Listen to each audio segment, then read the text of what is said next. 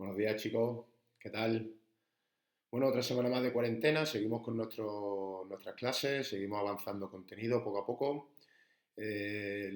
Vamos a seguir con los apuntes de salvamento y socorrismo. En la última clase nos quedamos en todo lo que tiene que ver con la entrada al agua y hoy vamos a ver cómo acercarnos a la víctima, cómo controlar y sujetar a la víctima y desplazarla al bordillo para intervenir y actuar, llevar a cabo las medidas de primer auxilio. Eh, los primeros auxilios es un contenido que vaya a trabajar también con David en el módulo de valoración de la condición física, por lo tanto no voy a entrar mucho, no me voy a detener mucho en esto.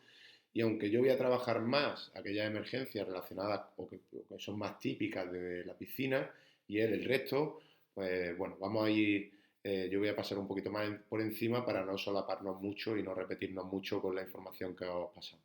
¿Vale? Pero bueno, veía interesante dentro del módulo de salvamento y socorrismo incluir algo de primer auxilio, porque no tiene mucho sentido no incluir nada de esto. ¿Vale? Bueno, pues vamos a ver el vídeo de hoy, vamos a terminar con la explicación del tema y al final pues, os propondré una tarea que va a ser una tarea individual. Os propondré una actuación de primeros auxilios concreta y vosotros pues la tendréis que desarrollar. ¿Vale? Eso es un poco, aunque ahora la contaré detenidamente. Bueno, pues vamos al tema. El tema es el mismo, el documento es el mismo, como podéis ver. No voy a detener más en explicar todo esto, que ya lo he explicado en las sesiones anteriores. Todas las características del socorrista, la vigilancia, todo esto. Bueno, lo voy a pasar de forma rápida. Todo esto es lo que vimos en la sesión 2 y nos quedamos aquí en la entrada al agua. Decíamos que la entrada al agua más eficaz o que de forma normal vamos a usar en caso de accidente sería la entrada al agua abierta y sin hundirnos, ya que nos permite, primero, ponernos a nadar muy rápido y segundo, mantener en todo momento el contacto visual con la víctima.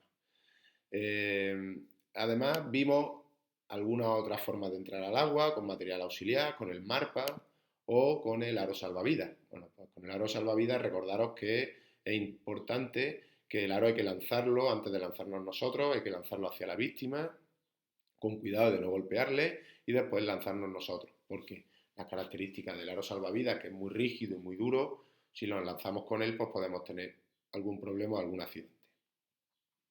Bien, pues una vez que hemos entrado en el agua, bueno, esta sería la tarea del botiquín que ya habéis hecho vosotros, y una vez que hemos entrado en el agua, vamos a pasar a la siguiente fase, que sería la aproximación a la víctima. Eh, la forma más efectiva y más rápida de aproximarnos a una víctima o de desplazarnos en el agua va a ser la técnica de nado a crawl. Pero lógicamente dentro del módulo de salvamento y socorrismo acuático, pues vamos a utilizar una técnica de crawl modificada, que sea más apropiada para el salvamento acuático. De esta manera vamos a ver dos modificaciones de la técnica de crawl. La primera de ellas sería el crawl cabeza afuera o crawl control, en el que el socorrista va nadando a crawl, pero con la cabeza afuera. En esta técnica lo que tenemos que hacer es acortar las brazadas, hacer las brazadas un poquito más cortas y más frecuentes, es decir, más rápidas. Las brazadas serían más cortas y más rápidas y la cabeza estaría siempre fuera del agua. Esta forma o esta adaptación de las brazadas nos permitiría mantener la cabeza fuera del agua en todo momento. Al tener la cabeza fuera del agua, tenemos que tener en cuenta que la cadera y los pies se nos hundirán. Por lo tanto, también es importante aumentar la intensidad de la patada de crawl para mantener el cuerpo lo más horizontal posible. Esta técnica lo bueno que tiene es que nos permite mantener el contacto visual con la víctima en todo momento y así ver qué va ocurriendo, si pierde el conocimiento, si se agrava en algún momento la lesión o dónde está exactamente el accidentado, pero por lo contrario es bastante exigente físicamente y un poquito más lenta que la segunda que vamos a ver. La segunda sería el crawl de travesía.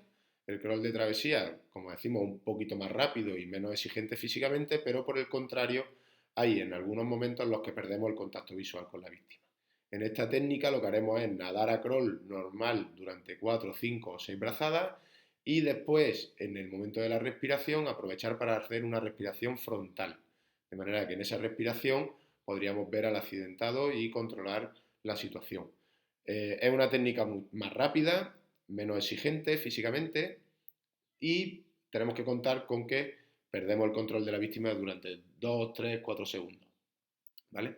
Por lo tanto, es una técnica que a mí me parece interesante, pero sobre todo, lo importante de todo esto, como siempre, es que entrenemos y practiquemos las diferentes técnicas, que las tengamos asimiladas y automatizadas y que en caso, cuando llegue el momento de la intervención, pues valorar la técnica que más se ajusta a las necesidades y usarla. ¿De acuerdo? Esto ya va a ir muy en función del accidente y del tipo de socorrista. Una vez que llegamos al accidentado, pasamos al siguiente paso, que serían las presas y las zafaduras.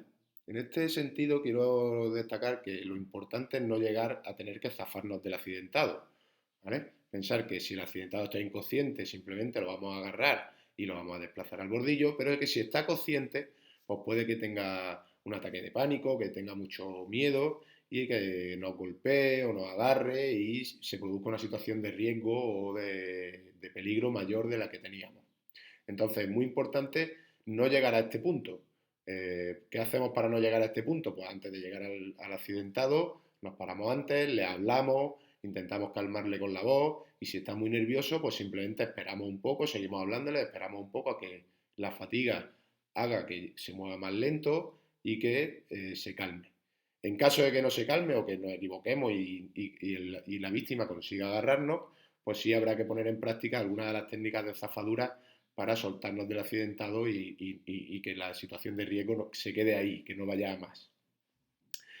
Aquí os he dejado un vídeo de unos compañeros de otro instituto, de un ciclo formativo, del mismo ciclo que estáis estudiando vosotros, de segundo curso, que hacen un repaso por diferentes técnicas de zafadura. Me parece que está bastante bien, que es muy interesante, muy visual.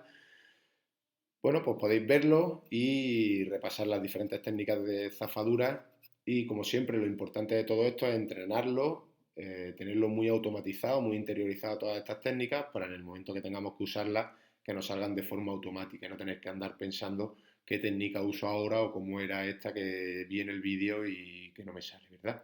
Bueno, pues es muy importante que el socorrista esté bien entrenado y que vaya practicando las diferentes técnicas todas las temporadas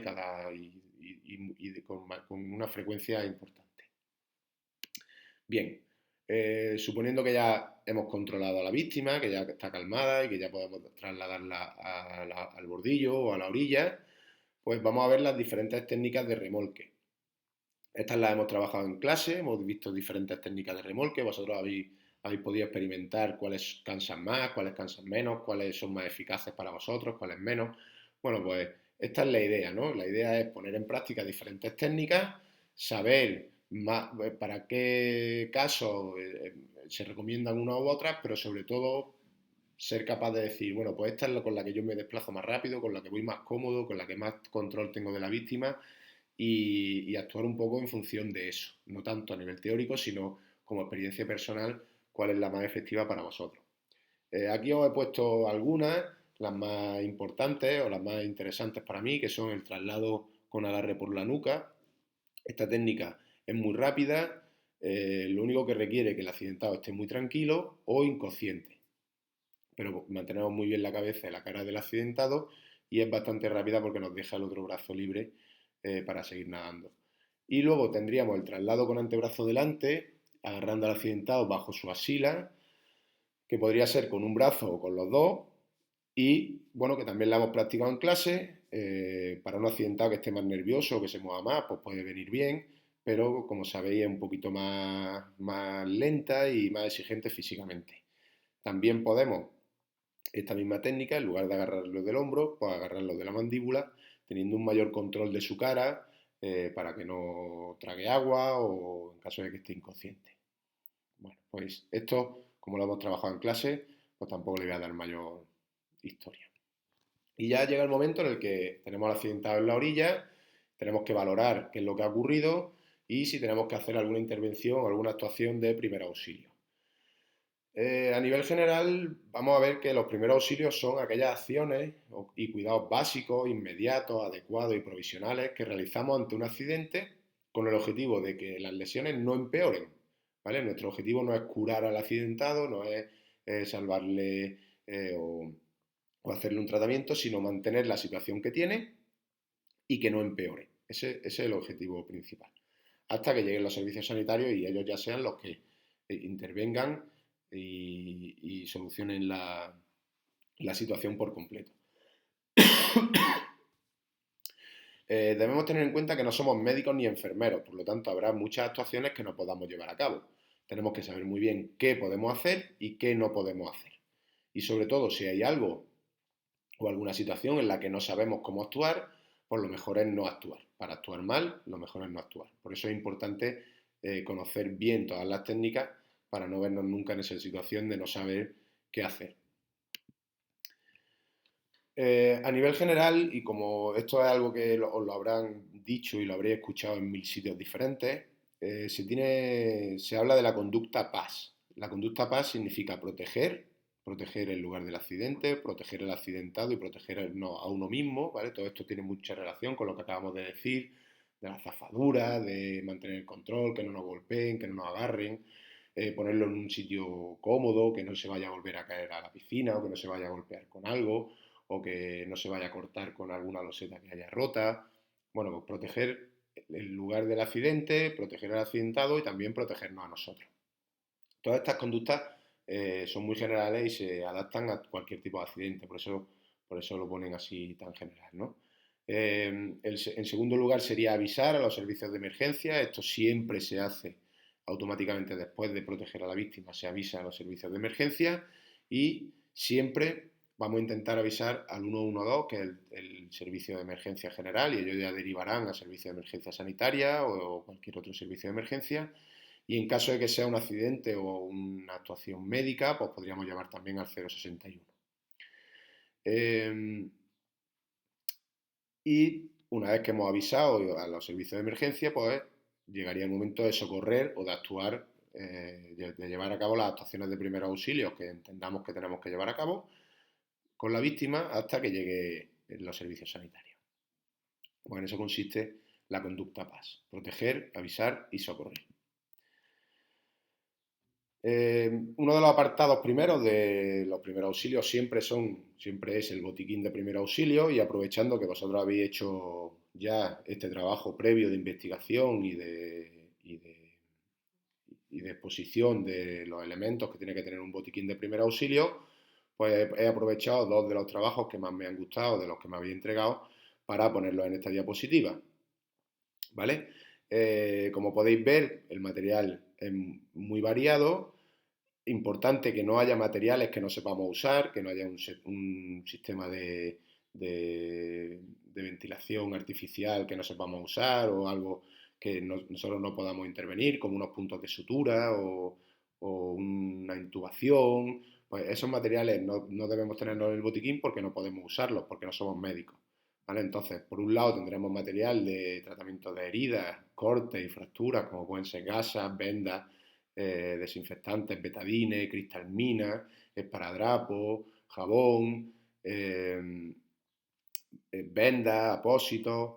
Ante una fractura, pues igualmente podemos tener las vendas, inmovilizadores, bolsas de frío para el tratamiento antiinflamatorio, ¿vale? Luego elementos que están en todos los botiquines, como las pinzas, las tijeras, los guantes.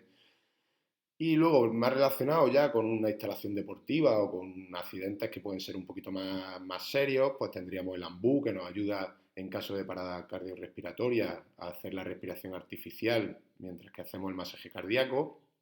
Una camilla, pues sería interesante en caso de tener que desplazar al accidentado de una punta a la otra de la piscina o si estamos en la playa. Un collarín, por si ha sido alguien que se ha lanzado de cabeza y se ha dado contra el suelo, bueno, pues siempre es importante tenerlo. Elementos que nos muestren qué le ocurre al accidentado, como un tensiómetro, un pulsiosímetro que nos muestra la saturación parcial de oxígeno, la frecuencia cardíaca, si respira, si no respira, si respira y el oxígeno llega o no llega. Un elemento importante que es la cánula de Gödel, que es un elemento que sabéis que nosotros no podemos intubar, pero la cánula de Gödel sí que la podemos usar, y es un elemento que nos va a mantener las vías respiratorias abiertas en todo momento y que ante una reacción alérgica o ante una parada cardiorrespiratoria, un ataque epiléptico, cualquier tipo de lesión que pueda favorecer el que el accidentado se le bloqueen las vías respiratorias, pues este elemento que nosotros sí que podemos poner, pues nos va a ser muy útil para mantener las vías respiratorias abiertas en todo momento y que el accidentado no se ahogue. Férulas de diferentes tipos, ¿vale? Para diferentes articulaciones y una manta térmica. Y luego, bueno, también podemos tener, o esto será, es necesario tenerlo en todas las instalaciones, y si lo tenemos en el botiquín, en la sala de botiquín, pues mucho mejor, un desfibrilador automático o semiautomático, ¿vale? En el que él nos va a dar las instrucciones de qué hacer, cómo actuar, y nosotros lo único que tenemos que hacer es ir siguiendo esas instrucciones y para hacer el masaje cardíaco en caso de parada respiratoria o que deje de tener frecuencia cardíaca. Bueno, pues aquí tenéis los elementos que tiene que tener un botiquín a nivel general. Y para las actuaciones concretas de diferentes accidentes, pues os planteo la tarea 3. En esta tarea tenéis que concretar y explicar paso a paso la actuación en caso de accidente, ¿vale? Es muy importante que expliquéis paso a paso lo que haríamos. Cada uno vaya a tener asignada una situación de emergencia concreta, por lo tanto es un trabajo individual, no es colectiva, es individual. Cada uno tenéis que hacer vuestro trabajo y tenéis que reflejar los pasos a seguir, poner imágenes para que sea muy visual y que se entienda muy bien qué pasos hay que seguir a la hora de hacer el tratamiento y organizar la información de forma atractiva y visual como siempre para que sea, digamos, fácil y cómodo de ver y de entender. No se trata de hacer un manual o un libro muy teórico, sino que rápidamente viéndolo entendamos bien y rápido cómo tratar una herida, cómo hacer una reanimación cardiopulmonar. Aquí os he puesto a todos vosotros y diferentes intervenciones, ¿vale? Aunque aparezcáis dos o tres porque hay de intervención, quiero dejar claro que el trabajo es individual, ¿vale? Podéis hacerlo en formato digital, con Geniali, Canva, Google Drive, como queráis, o podéis hacerlo a mano. Ya sabéis que la vistosidad no es la misma, pero bueno, en caso de que no tengáis medios digitales, pues también se admite que lo hagáis a mano. Las lesiones que vamos a tratar pues son actuación general ante una herida, que haríamos en caso de herida, un corte con una loseta, un corte con una corchera que está rota o con con un poco del borde de la piscina, en un pie, en una mano, en un brazo, ¿no? Pues bueno, ¿qué haríamos en caso de herida? ¿Qué haríamos en caso de herida con bordes abiertos y hemorragia intensa? O sea, con bordes muy abiertos en los que sangra mucho y no para de sangrar. Bueno, pues ¿qué haríamos? Que sobre todo será una actuación muy parecida a la anterior, pero tendremos que tener en cuenta algunos otros aspectos que, que llevar a cabo porque no para de sangrar, ¿vale? Pues ahí es donde tenemos que centrarnos, en cómo controlar esa hemorragia. Luego, ¿qué hacer en caso de fractura? Pues nos imaginamos que alguien se cae, se resbala y se parte un brazo, una pierna, cualquier hueso, pues ¿qué hacer en caso de fractura? ¿Qué hacer en caso de atragantamiento por un objeto extraño? Pues alguien que está en el bordillo y se atraganta con cualquier cosa, o un niño que se atraganta con un coche, con una canica, con algo, que aunque no está muy relacionado con la piscina, pues me parece interesante que lo hagamos, ¿vale? Aquí lo que tendremos que explicar es la actuación a seguir siguiendo la maniobra de Heimlich, ¿vale? Eso lo buscáis en internet y está muy bien especificado todo, pues paso a paso que tenéis que hacer. En caso de pérdida de conocimiento por lipotimia, bajada de tensión, bajada de azúcar, ¿qué hacer? ¿Vale? ¿Cómo se llama la maniobra que usamos para mantener al accidentado hasta que se recupere? ¿Qué hacemos mientras tanto? Y es importante que aquí tengáis en cuenta que el accidentado pierde el conocimiento, pero sigue con pulso y con respiración normal, ¿vale? Lo único que le ha pasado es que ha perdido el conocimiento. Vamos a ver cómo actuamos ante una persona que se ahoga o que por lo que cualquier razón tiene una parada cardiorrespiratoria.